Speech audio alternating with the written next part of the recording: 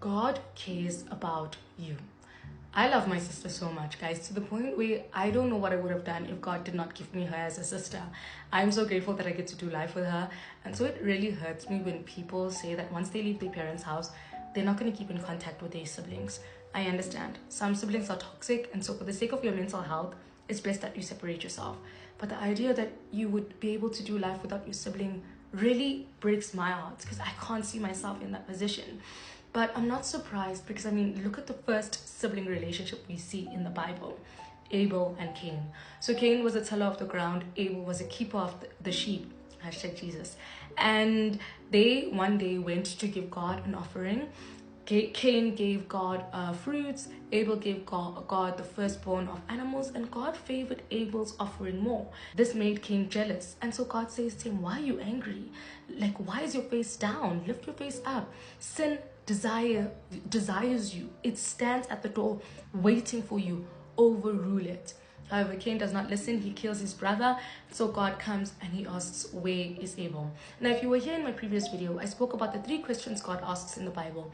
Where are you? Who told you you were naked? What have you done? Where exposes position, the position of our hearts.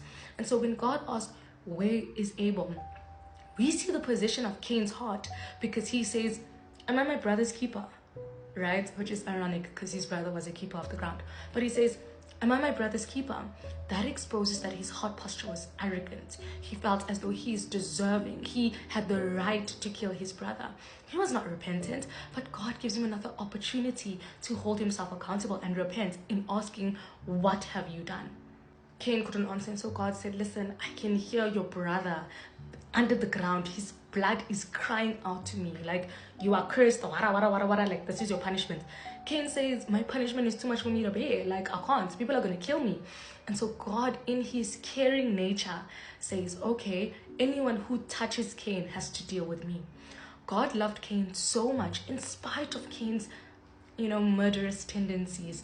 God loved Cain so much that he not only warned Cain in his anger that you need to overrule this emotion before it overrules you, which it did, but he also lessened the punishment of murder in saying anyone who tries to avenge Abel by killing Cain will have to deal with me. God cares so much that he covered Cain even when Cain was undeserving. This is me holding him to my standard, but he didn't deserve it. He didn't deserve the mercy God gave.